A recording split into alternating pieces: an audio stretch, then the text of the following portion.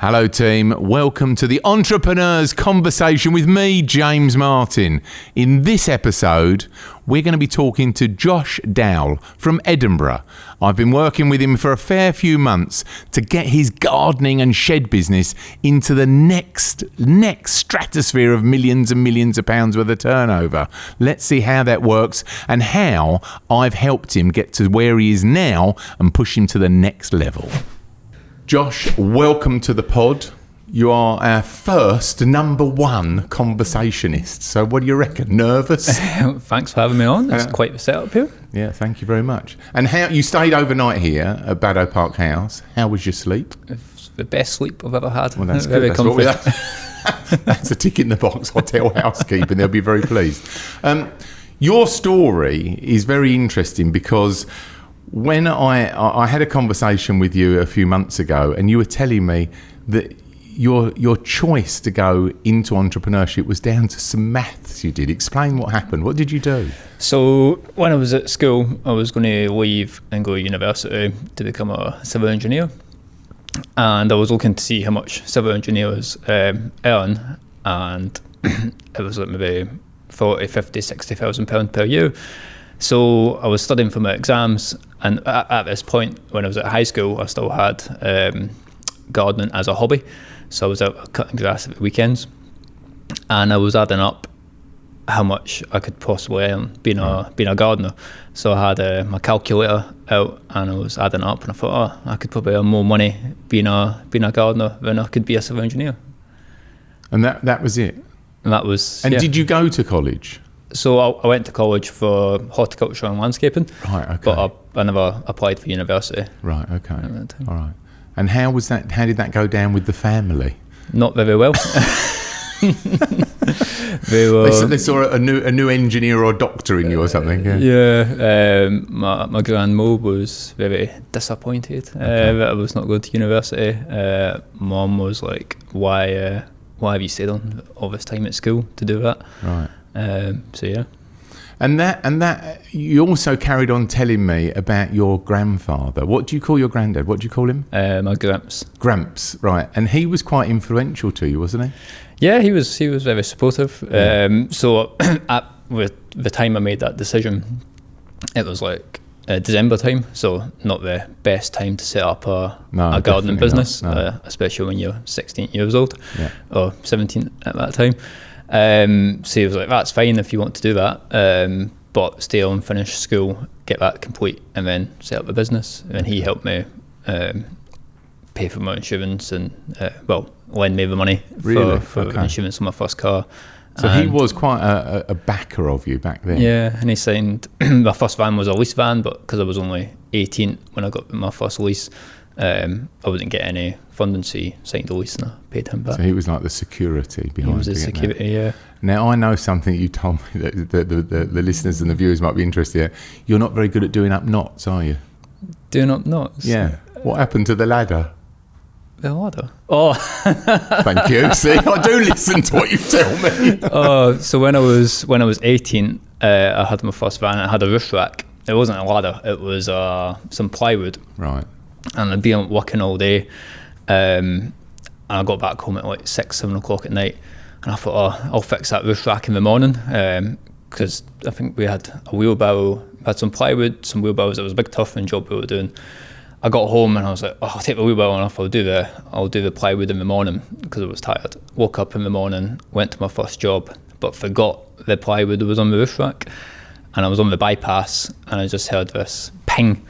And at 70 miles per hour, I just see the plywood flying down the sky and hits a Volvo and lit off the guy's car, and it caused quite a bit of damage. So then my insurance went through the roof, and the next year to insure 2 vans, it was like £12,000. Wow, that's serious money. Well, back then as well, that's serious money. Yeah, I was only 18 at that time. And I know, go way back in your story that you never really met your father. Your father died in an accident back in the day. So Gramps was really your sort of your father figure back then. Yeah. And when you look at your starting out, that independence, did it daunt you? to be it was just you and how much money you could make? Well, how did you feel about that? Yeah, it didn't daunt me. I started gardening as a hobby when I was like 10, and it all started because it was me, my brother, and my 2 cousins, and we were all like, I was at my uncle's, and we went to my cousins just stayed around the corner, and to earn some extra pocket money, we said, why don't we do some gardens and cut some grass? But it was my idea, and my brother and my 2 cousins were going to be in on it. Right. And then, okay, we'll split the money 4 ways. And I said, well, no, it was my idea, so I'll take half, and you 3 can get my half between you. Right. And then the partnership dissolved, and I've done it myself. Okay, all right.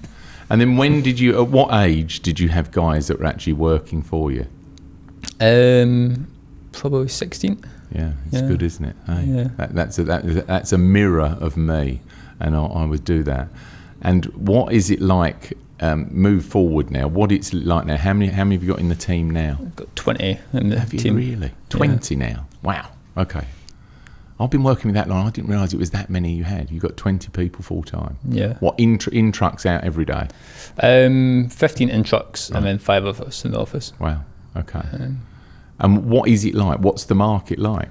Because you're in quite a posh area, aren't you? Yeah. So Edinburgh is busy. It's always been busy. Very affluent people in Edinburgh. There's people wanting to spend money on keeping the gardens looking nice. Okay. And the commercial sector, what's that like around you? So we don't do too much commercial work. No. We've got some like housing associations, factoring companies, big businesses with big bits of land, but we mainly focus on domestic properties. And your goals, what are you looking to, what for that business? I know you have other goals, and we'll come on to those a little bit later, to what you want to do at other businesses. But for that business, what would you say when you think, when I've done that, that's going to be successful? What does that look like? So we'd have 15 teams on the road, 45 field staff, and then a fully functioning management team in the office running the business. And I was talking to you and working with you that my theory was that once you're in the garden and that customer, especially that domestic customer, is trusting you to be there, you're turning up on time, you're clean and neat and tidy with what you're doing, that I was saying that I think you should now start layering some other services on top of that, be it gutter cleaning, jet washing, fencing, sheds. I know you're doing sheds. Tell our listeners about, and our viewers about sheds, because you've done an amazing thing with the sheds. Tell us about that. Yeah, sheds are my life. Much to he my has got a personality, I promise you. Much to my girlfriend's dismay, yes, that I love sheds more. Better not tell her. Yeah. So we started selling sheds 2 years ago, and we just used to buy the sheds in from our shop, more or less, and build the sheds. And then this year, or a couple of weeks ago, we built a whole shed centre, sheds, summer houses, garden rooms, and we've got like 20 buildings on display. And we had a massive open day, managed to get about 50 people up and done £40,000 worth of shed sales in the day. That is amazing, yeah. And has it carried on? Have the sales carried on from there? Yeah, so we still get inquiries over time for quotes. Yeah. So we're selling about 3 per week. Because it leads on, doesn't it? Because you do the initial sale of the shed. There might be an install cost as well, but you can get the bases, can't you? Yeah, so we do the bases, the installs, we paint the sheds, you can upgrade the felt, we take the old shed away. And once they're in the garden, they might want a raised bed built over there. Yeah. And it's all about going into that garden, and you're now entering the garden from a different angle, as in the shed installer, that then can upsell all the other services that you already do. Or you're in the garden as a garden maintenance company, and you can upsell the shed into them. So it becomes a very affluent thing, doesn't it? Because you can, once they're trusting you, and that's what I found when we were, we would probably do. The guys would go out and do 4 jobs a day. Is that roughly what you do? I mean, depending on size of jobs, what they do. Yeah. But on maintenance, it's about 4 jobs a day, 2 in the morning, 2 in the afternoon. Yeah, about the same. And, for viewers and listeners, the gardening section, that domestic section, is such a great section. You know, people don't wash their car anymore. They go to a car wash. People don't really cut their grass anymore. They have maintenance where they didn't before, but everybody's busy, everybody's working hard, and that sector, they are willing to spend the money, but it can be quite seasonal for you. So you get drop off, don't you? We do. Like our average order value or customer value is like £1,500. So we'll get people spending quite a lot of money in my gardens. But like December, January, February is a quiet period. But a couple of years ago, we started doing tree surgery. So when the gardening gets a bit quiet, the tree surgery gets busier. Yeah. And what you do? Are you doing the tree surgery in-house? You've got in-house tree surgeons and tree surgery, so we've got sort of gang and stuff? Yeah, we've got one team that does tree surgery, 2 teams that do gardening and garden maintenance, and 2 teams that do landscaping. Because I found that you do this tree surgery, and everybody thinks that this is great big trees being worked on, but really tree surgery is hedging, conifer hedging a lot. If you took conifer out of our world in a week, you'd lose 2 days a week, because you're always trimming conifer hedges or beech hedges or whatever. But hedging is a big part of it. I think that the tree surgery sector is a highly skilled sector and very profitable. You know, when you work it out, it's a truck. You've got some on cost with equipment. You've got chippers and all sorts of stuff to cost to carry. But I think it's and you've got byproducts, haven't you? You've got wood chip that you can sell, and you've got logs that you've got to get rid of this product, haven't you? So you use that. You do that, don't you? Yeah, for like gardening, tree surgery, and landscaping, waste management's like a big side of the business. So we get logs, wood chip. We're going to try and turn our grass cuttings into mulch. All the wood from sheds, we have to recycle all that. Yeah. And you're also doing a lot of work in social media yourself, aren't you? You've got your own podcast and your own channels coming up on YouTube. Yeah. So at the start of this year, we started a YouTube channel, or 2, one for the gardening company and one for my personal brand. Yes. Which has been so far so good. Yeah. But I think it is. I think the customer these days needs to just have a little poke and a look at who's coming round my house. Who are these people? And I think that's really important. And if they can see, what did I explain? We were in the car yesterday, and I was saying you need to treat it like the shop window. Was that the analogy I was using? Go on. Yeah. When you go past a nice shop and it's got a nice shop window, you need to clean the window, change the window, which is the same with like the vans. You need to have the vans looking nice, the guys in the uniforms, giving customers mugs. And I think it is. I think that part of it is that the generation, especially the younger generation, they expect that anyway. They just expect that instead of this guy covered in sort of like, green algae and an old pair of jeans on, they're expecting someone to come and service the garden and do the work for them in a professional way. And that comes at a cost, unless they want Bill, the old guy down the pub that does gardening. And Bill down the pub doesn't really exist anymore, does he? The people want the job done on time, when they're, on a slot. And I think the whole thing of, and I know you've been improving that in your office, is to do this, there's online bookings that you're working on now, and that's really interesting. Tell us a little bit about that. So we've had a massive influx of leads, so it's a bit much for our office to keep on top of everybody getting in touch. So we'll develop. That is a good problem. Yep. And it makes you go to the problem, doesn't it? Yeah, it does. Yeah. Because we're getting about 70 to 80 leads per week, right, which is up about double from what it was this time last year. That's serious numbers. That's really good, isn't it? Yeah. So you need to convert. So go on, carry on. Go on. So currently we've only got enough manpower to convert half of them. So it means we're not getting back in touch to people quickly enough. So we're looking at developing an online booking software so customers can go online and book, because we need to go out and see the customers or see the job to give them a price, because every job's a little bit different. Where customers can go online, book an appointment, and then our surveyor turns up. We're looking at doing that, but it's a wee bit tricky because we maybe see 14, 15 clients in a day. We need to have a bit of software that allows customers to pick the day, then we route it into the best route. And how do you think your older customer deals with that? Will they use that, or do they have the option not to use that? Older customers will just phone us. Right. Okay. So So you're still there, picking up the phone, answering the phone. The office staff are still there to do a millennium inquiry, if you like. Yeah, probably about half of those leads are phone calls and half are online. Right. Okay. And you're in the north of the country. How does that bad weather affect you? Because when I look at my weather map in the morning on the TV, you're always getting the brunt of it up there, aren't you? Well, we're in sunny Edinburgh, so it's not as bad as Glasgow. That's pretty wet. Really? Okay. So that is the difference. Then what side you're on? The East Coast is generally a bit nicer. Okay. The winters haven't been too bad the last couple of years. Right. A couple of days of snow, but that's it.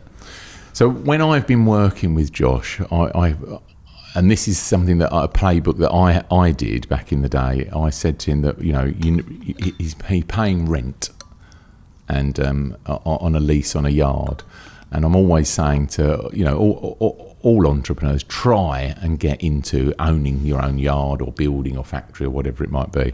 So you are currently on the hunt for a garden centre, and you've looked at a few, but you've found one. Tell us about that, because this is really quite exciting. Oh yeah, and it's been good fun, hasn't it? It has been good fun. So to try and get out of the leasehold place that we're in, which we've just spent a lot of money on. Too much money on, by the look of it. It's so lovely, and you don't own it, and it's frightening, isn't it? It was a bit of a mistake that we made. But listen, that's all right, because that scar is deep in your back now, isn't it? And it's gone now, isn't it? That you won't be doing that again. You'll be owning the freehold. So we found this amazing garden centre, not too far away from where we are just now. It's an 8-acre site, but it's been trading for like 30, 40 years. But it's got a good brand name across the whole country. Supplies like Goodwood hotels, top end garden designers in London. Yeah. The owner is well known with RHS and goes down to Chelsea. Glen Eagles Hotel, golf courses down East Lothian, Balmoral Palace, Hollywood Palace, National Trust of Scotland. So some really good customers there that if we bought it or when we buy it, it'll feed. We could then use those customers. But and you've been working with him, and they've been a bit tough with you, and you've tried to do some vendor finance, and you're getting there, and I'm sure you will get there. And you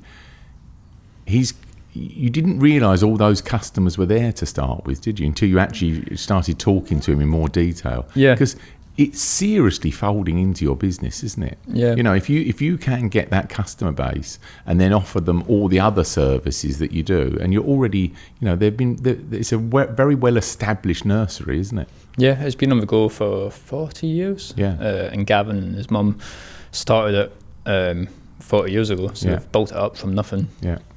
But he never mentioned that it had all these high-end customers. When you WhatsApp me and you said, look at all these customer base, I was staggered, because that's so much added value to what you're going to get out of that purchase, and you're making commitments to him to keep on the staff and to keep the hub team there. But you'll be able to fold your business into there. There's plenty of land there for you to sprawl out and do your stuff. There's a shop. You're going to improve the shop. Yep. You do Christmas tree sales, so you can do your Christmas tree sales for there. Yeah, the plan. So because it's an 8-acre site, we'll just sort of plug our business into it. We'll put a shed centre there. Yeah. Christmas trees. We'll build a winter wonderland grotto. Christmas tree lighting. That's a really big business. It's so exciting, because I think that really will make your, you're going to have a mortgage on it. You're going to have heavy. We're into the millions here, aren't we? What you're spending, but I mean, you're going to have a mortgage, and you need to feed that mortgage. But I think when you're operating out of there, you will really understand how to sweat that asset with all of the other add-ons and bolt-ons. It gives you a hub as well for people to come and visit you.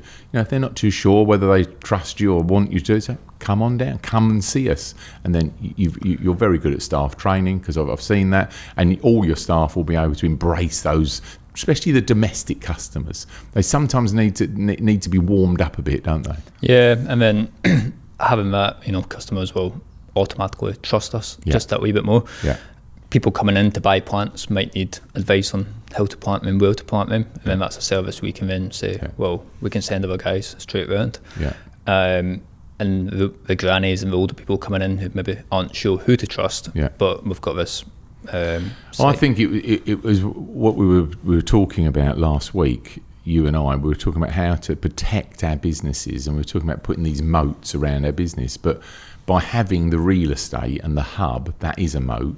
You all of a sudden you're becoming an authority. You're becoming an expert in the field. Whether it's an expert on how to put sheds up and where to put sheds, you become an expert in that. You guys that are doing the tree surgery, what they're doing.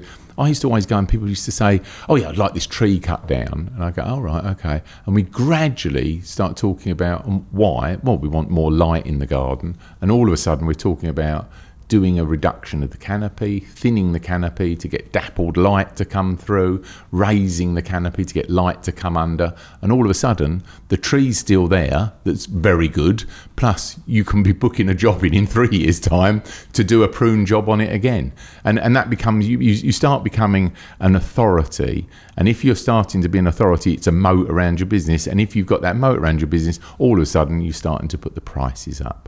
And I think that's the key to it. And I think that we've spoke about prices, and you nudged them a bit, didn't you? Yeah. So January this year, I put them up 20%. Yeah. And the conversion rate has went up.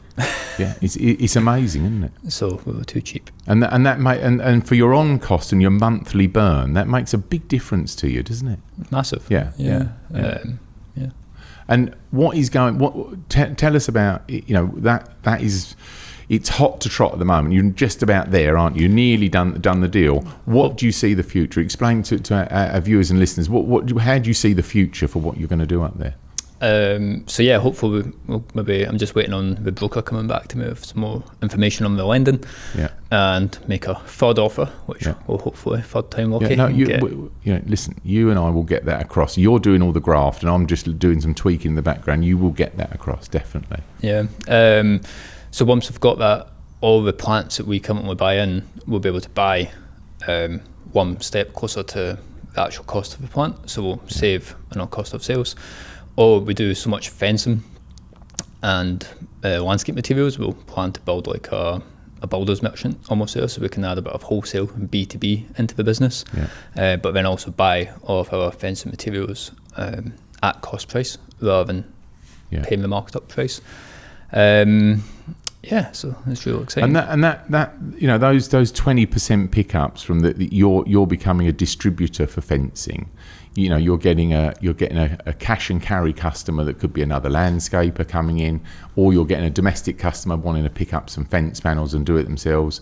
And then when it comes to you actually taking the raw material and putting it in, you're just picking up big margins, aren't you? All the time, you're getting more coming back from those jobs. Yeah. And I think that's really important to make sure you're maximising what you're getting from them products. And we were working on that. You have individual departments that just run their own departments. This is a great. How are you doing stepping back? Because you were very involved, weren't you? I mean, you were like a blue ass fly running around, doing jobs, working on jobs, doing the sales, doing the books. You were doing everything. How are you doing that? What are you doing? It's good. We sort of had to strip stuff back to build stuff back up. Is the best way. So like from October, November, December, I was sort of back in doing everything. Yeah. And we've just hired a PA who's starting for me next week. And was that hard? Hiring a PA? Yeah. No. But you put it out there. Did you with a company, or did you just put an ad out? How did you do it? So we put it on Indeed. We advertised it on our socials, and we put it to an agency. Right. All the people that came through the agency were pretty bad. Really? And the person that we found was through, I think she just found it on the socials. So that's quite interesting. So the agency stuff wasn't that great. No. And that's where there'd be cost in that. Yeah, it was going to cost like £7,000. And what was Indeed like? Well, you get so much volume. You maybe got like 200 people to go through. Okay. And the person we found was used to be the ops manager for Canada Goose, the PA to Ono pizza ovens. So really experienced, really switched on, and it's going to make a big difference when we have on board to free up my time. And then explain to our listeners and viewers what do you then see you doing if you're freed up and she's booking your flights and doing your MOTs on the trucks and doing all those trudgery jobs? They're jobs that have got to be done, but they're out of your hair now. What does that mean to you? What are you able to do? So we've got a few projects coming up. For the sheds, we're building a whole new Shopify website. So we'll be the only company, I think in Edinburgh at least, maybe Scotland, where you can buy online. You can order a base for the shed, get the shed painted, choose any shed you want, and get it installed and get the old shed taken away. Nobody else is doing that. All the other shed companies just like, what shed do you want? You get the base ready. We don't take away the old shed. No, you can't get it painted. Very old school. This is what we have, and that's it. So there's about 4,000 different SKUs or variations of all the products. So we've got like a range of like 70 different products, but then they all come in 10 different sizes, and then they can all come in 12 different colours, and they can all get painted 2 colours, and then they can have windows, no windows. So there's so much variation on each product. We're working on building that Shopify site just now. And will you just do a dedicated, once you've got that up and running, you've got volume and traffic, will you just do a dedicated staff to that? That's all they do? I've not actually figured that bit out yet. Okay. But you need to get the volume before you... We need to get the volume. So we've built the show site, but to plug into the show site so people can just come and buy one, all the prices are preset. So we're working out just now how much it costs to build all these different products, how much it costs to put in all the bases. So all the prices just there. So just now, if somebody wants a shed, we have to price it up. So I'm putting a lot of hours in just now to work all that out. So yeah. And when you've got the setup with the Shopify, will that do that for you? Yeah. They're actually doing the work, pressing buttons in their bedroom at home, doing all that. What I'm so impressed with you is that we've worked on for 8 months together, whatever. You are very good at applying what we talk about, and then you ping me back, the next couple of days and said, "Yeah, done that. Adverts are out. Done that. Looked at where I'm on some lists for some garden centres who sent me." And I think that I work with a lot of young people. You're 27 and you've got so much energy, but you're actually putting into practice.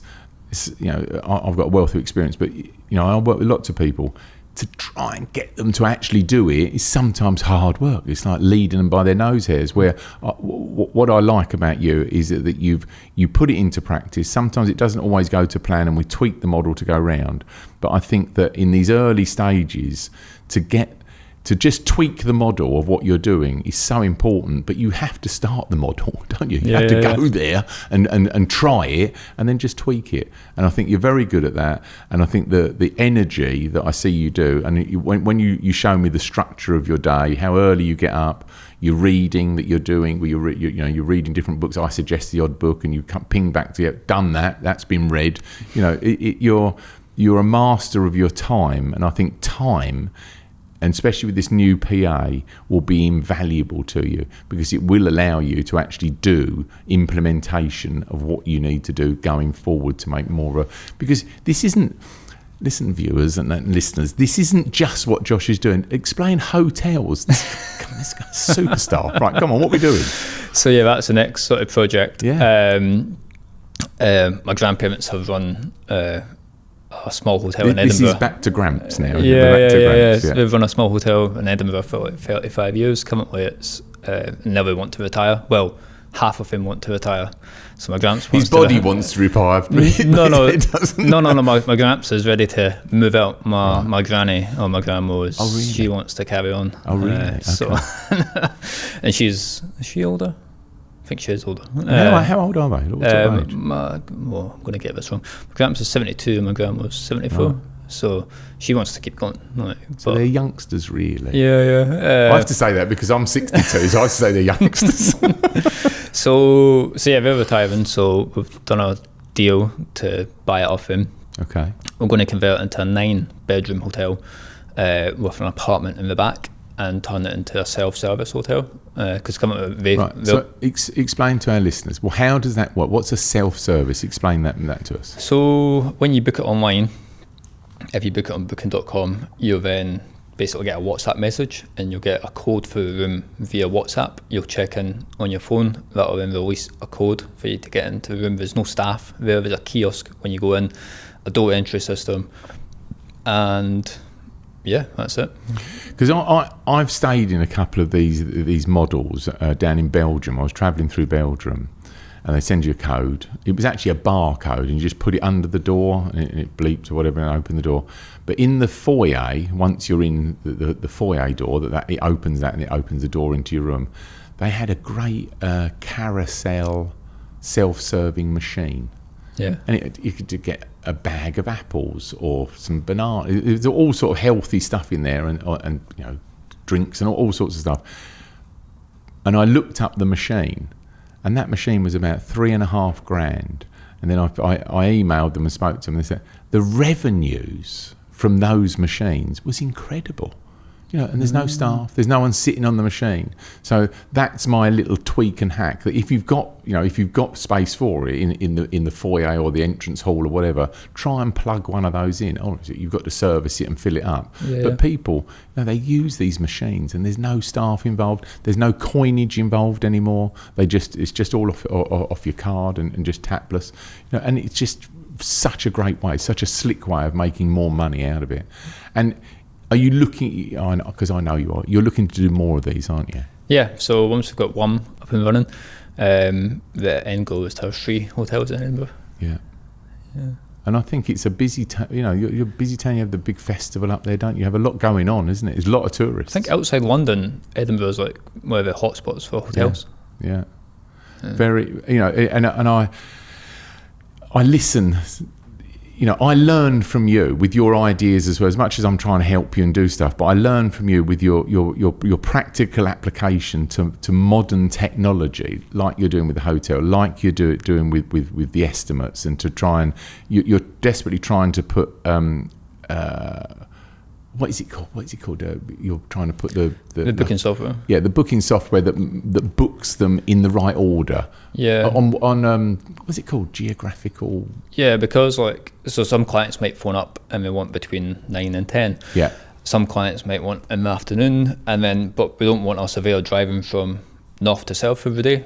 We want them being within 10 minutes of each other. Yeah, it does it on GPS. That's what I was looking for. And you can plug in a Google Maps API into the software that we use, so it won't let clients book that day unless it's 10 minutes from the next job. Right, okay, that's cool, isn't it? And that makes his job a lot easier, and his route is planned for him with that software, isn't it? Yeah, and then the customers get a kind of like DPD. Yeah.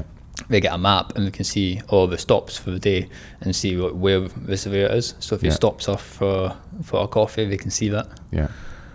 And how is Mug World going? This is me now. This is my add-on to his world. Right, Mug World and Board World. Explain to our listeners and viewers what we've done. So James's or your first bit of advice was get the mugs into customers' houses.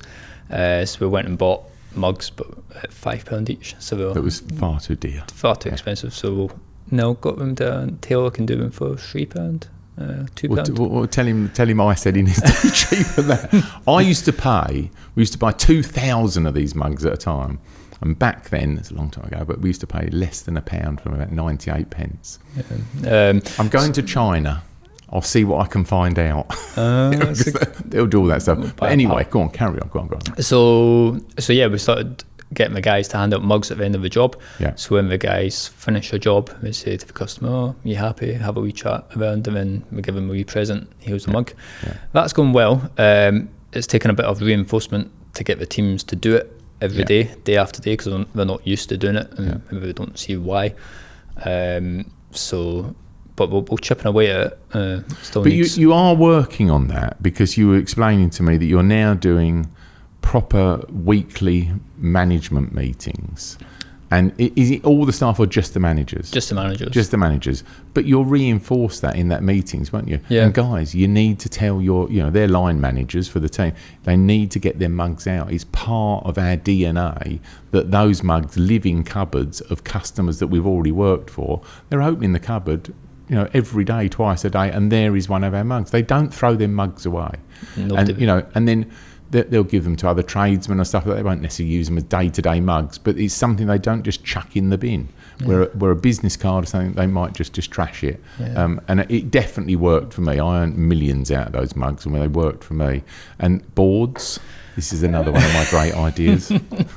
So now we've got 200 boards around the city, and we've had people phoning. I had 5 leads in a day from him once, and this guy actually stopped at the board at the traffic lights and phoned us. He was like, I'm standing next to your sign. So they're working real well. And these are little Corex boards, aren't they? Just A4 size. So they're almost throwaway. So if someone rips them off or they get blown away or whatever, you usually put them on jobs or sometimes on the junction of a road or something, wherever there's a suitable thing that you don't think is going to be disturbed. And what you're doing is you're getting that sort of recognition locally, and people say, oh my God, they're everywhere.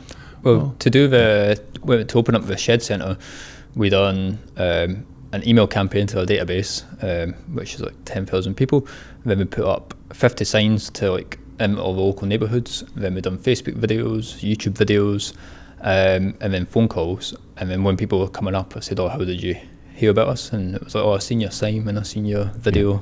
So the signs work. And all these little bits, they do work, and you're building up brand recognition. I mean, that's really what you've got to, people have got to take away from this, is that brand recognition. And it's not all just, socials and pay-per-click ads or whatever. This is about them meeting you, finding the brand, seeing the brand, and it's subliminal sometimes, and then it might take weeks, and then all of a sudden they need trees. They go, oh yeah, I've seen them boards everywhere. Why don't we try the whatever the company? And that's it, and then you're in. And I think it's the consistency. You've got to get the guys to give the mugs out. You've got to get the guys to put a board up on every job when they're finished. Don't ask them, a customer, can I put a board up? Just put it up.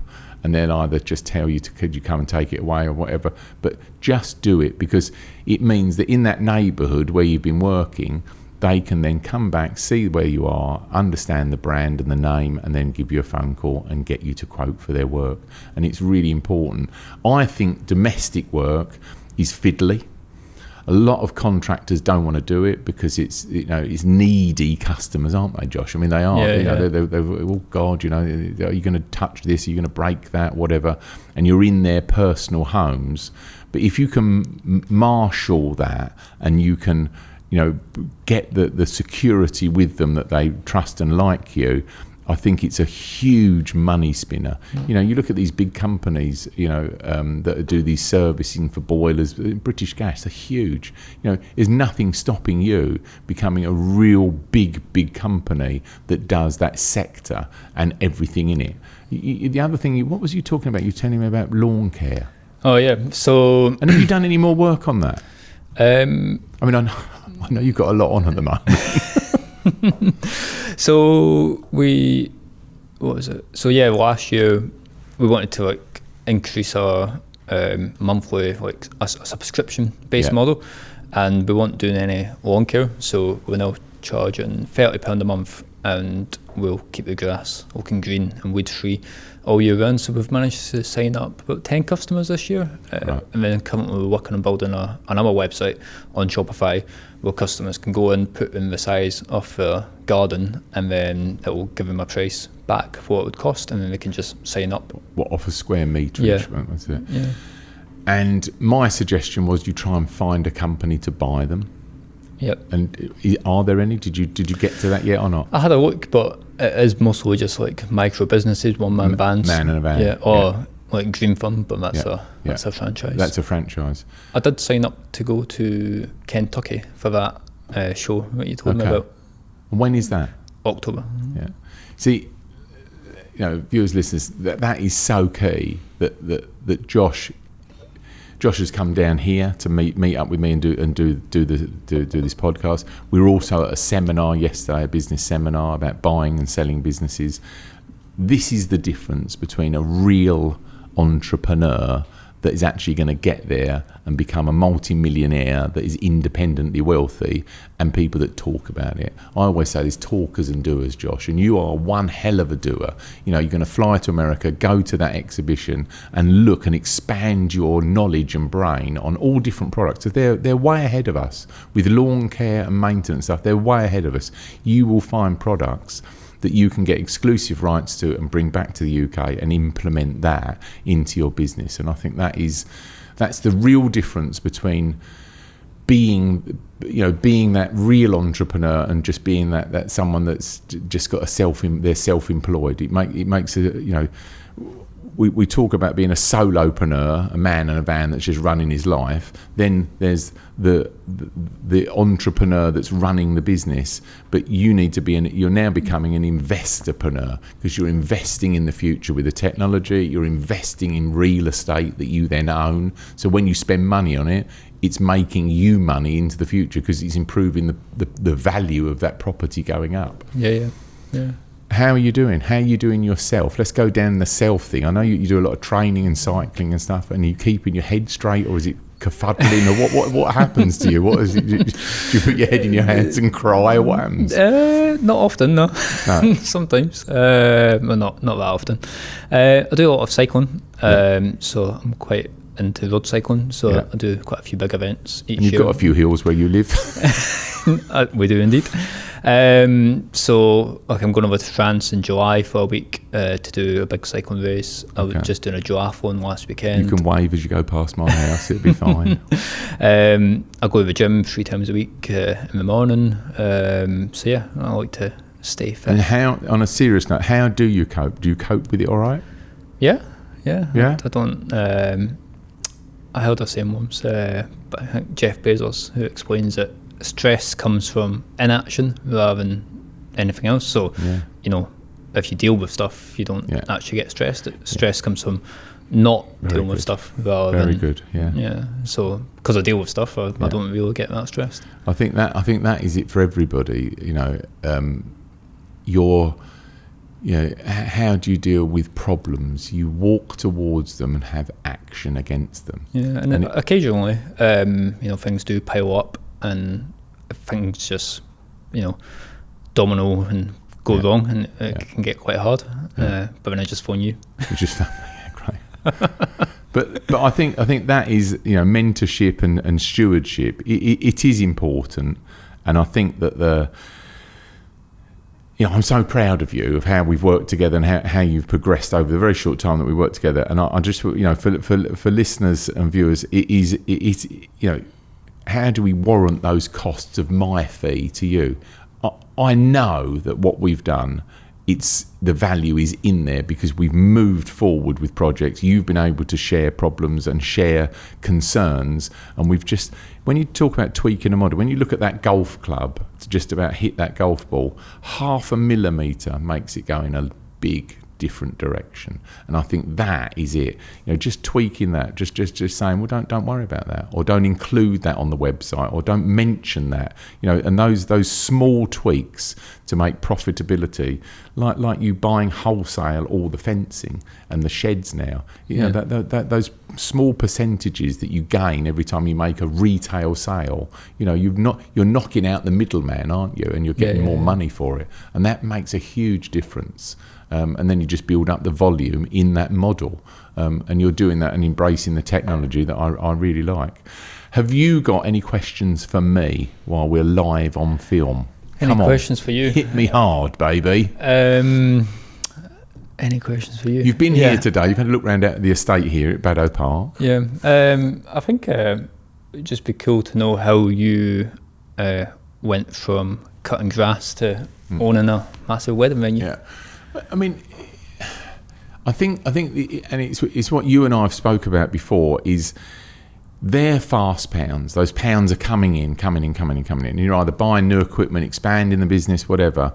And at a very early age, a young age, I started buying real estate and putting that into slow earning pounds, where we we started, getting commercial mortgages and buying pieces of land or other warehouses and stuff like that, and building up that portfolio.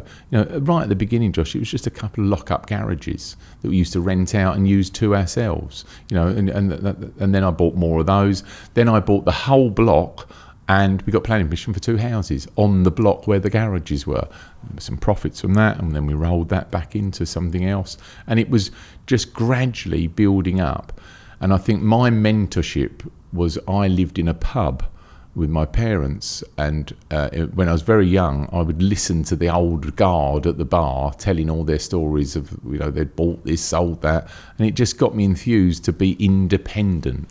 And I think that's something that you really want to do, is be independent of other people, isn't it? Yeah, definitely. I don't want to rely on anybody. Yeah. And you don't want to be told what to do. And I think that, this entrepreneur broadcast we're doing now, it is about being independently wealthy and being able to go where you want to go, when you want to go, and spend money on what you want to spend on. And I think when you get there, I don't lavish stuff. I go mental on my camping car because I like my camping at the moment with young Edward. But I don't go on massive holidays. But if I go to a trip to China, I definitely go in business class, because that's what I'm going to do now. I've got to that status that I'm not going to, be cooped up in a small seat at the back of the plane. So those things are good decisions. I love Warren Buffett. He's lived in that same house, hasn't he, all his life? But when he travels anywhere, he just goes to the local airport and gets in his £40 million Learjet and go get chauffeured to the next place. Yeah. So you get it right. When I was 21, I went out to see Warren Buffett at his annual conference, and really? I actually went to go and see his house. Really? Yeah. Just from outside. And what was that like? It was good. So I bought one. And is it suburbia? And yeah. It's his, yeah. So I bought one share in Berkshire Hathaway, which cost like $40, a B share, not an A share. Right. Then I flew out to Washington. I had 2 nights in Washington when I went to Nebraska, and went to his annual conference. It was fascinating, him and Charlie, the 6-hour Q&A. Cool. And I wanted to do it before my mum died, and then Charlie Munger just died last year, so that was good. But I've done it, and then I went to Texas, and then I came home. See, smart. Good, isn't it? Good to rub up against those people and see it and understand it. Although, because they were quite old, it took a long time to answer all the questions. It was quite, but still inspiring to see what they've done and the story. Like 93 and 94 or something, crazy. Great story.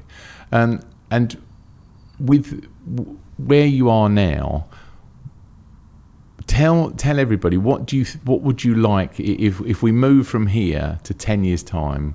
What does your world look like? This is a great question. You didn't know I was going to do this. Come on. So living on a yacht in the Bahamas, smoking no, I'm joking. A nice family home, and I own 3 hotels in Edinburgh, a chain of garden centres, a garden business with 45 field staff. And I'm telling you now that he's actually got it slightly smaller than it's going to be. Josh, you are going to go a long way, and I'm really proud of you. And I'm great to have you as our first guest on the pod here today. But I think that I admire your spirit, and I see that's what I was like back in the day. And it enthuses me and makes me energised to watch how you're approaching it, how you're doing it. And I'm really pleased you've come down today. So thank you very much. No, it's been an honour to be the first guest. Good, thank you.